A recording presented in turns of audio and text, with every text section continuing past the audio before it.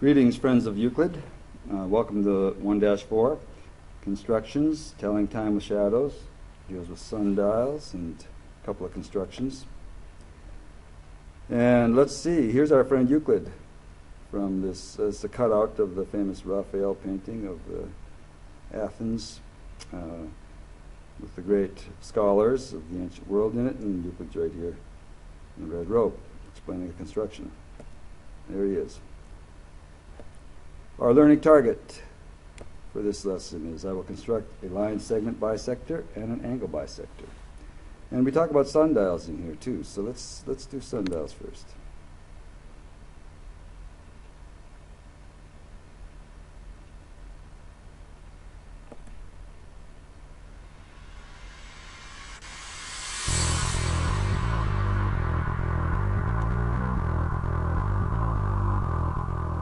Welcome to the Canada Science and Technology Museum in Ottawa, Ontario, in our artifact storage facility.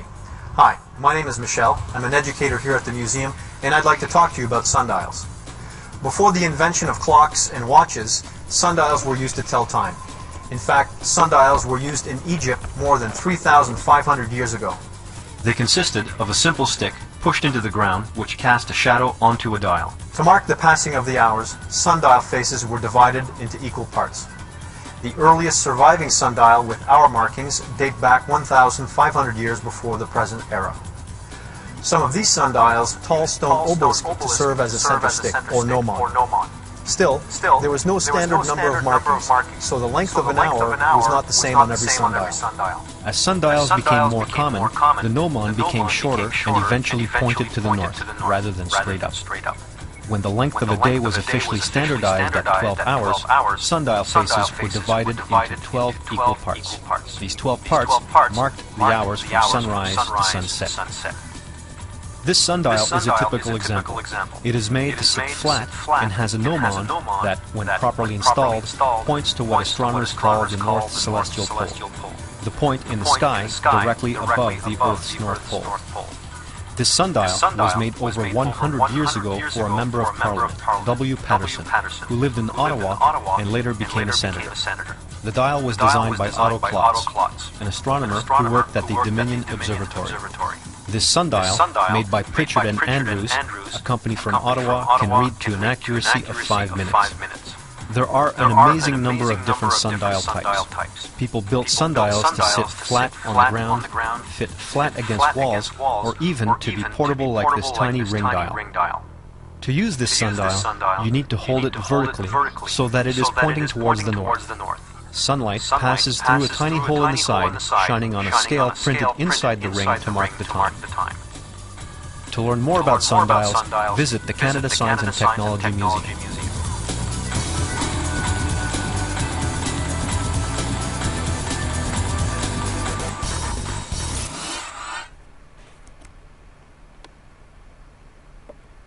Alright, so now you know about sundials, and we're going to move on to constructing a perpendicular bisector. I have an animation here that shows that, so let's go right to that.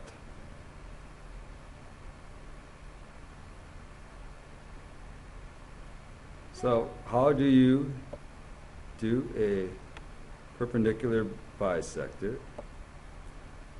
Constructing it. Alright, so here's what it looks like.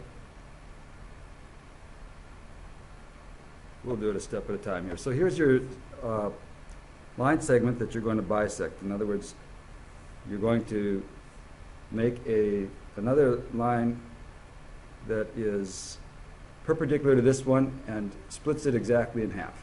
So how do you do that? It's sort of like your equilateral triangle construction you did earlier. You bring your compass down, and then you stretch it out so it's just over half the distance of this segment, and then above here you're going to make an arc, and then also below. So you notice you put the sharp point on P, and then you make arcs above and below. Then you move the sharp point over to Q, and you make arcs above and below again, and you can see where the perpendicular bisector is going to be. It's going to be through those arcs that intersect each other. So it creates a 90-degree angle, as you can see, and it splits it into two equal segments, PJ equals QJ. All right, so that is your perpendicular bisector construction. Let's run it once and see how it goes. So this is what you'll be doing. Excuse me. Sharp point on one end, go over just over half the distance. That's so that you make sure your arcs intersect. Right? And then make them above and below. And move it over to the other side, the other line, end point, and then below here and above. Take your straight edge, don't try to freehand draw it. Make sure you're lined up correctly. You have your line going right through those intersection points, and you're done.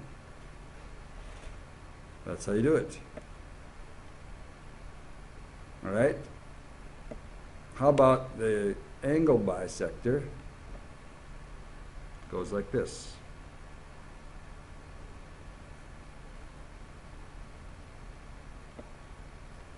So we'll start with an angle. So here is our angle. We're going to bisect it. In other words, we're going to split it into two angles that are equal. So we need an angle bisector. So how do you do this? We take our sharp point on the vertex of the angle, and then we can open the compass to any length we want. And then we make, with that length, we make arcs that intersect the two rays of the angle. All right, so it's important to remember that first step.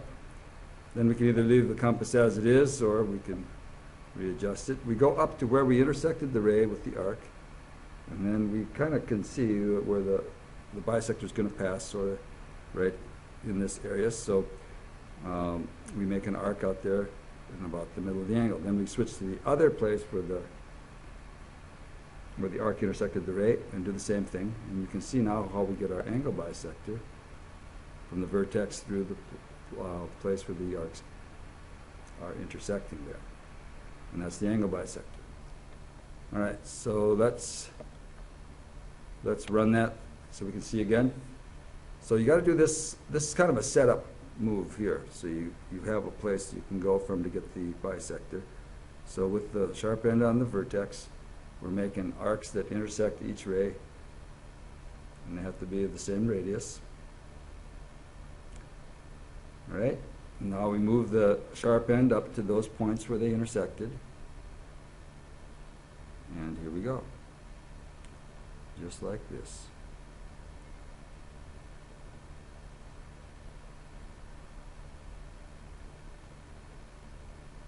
And there it is, your angle bisector.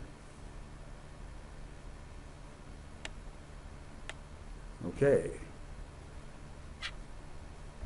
So now you are going to have a chance to try this on your own. Just remember those steps. Have a geometric day.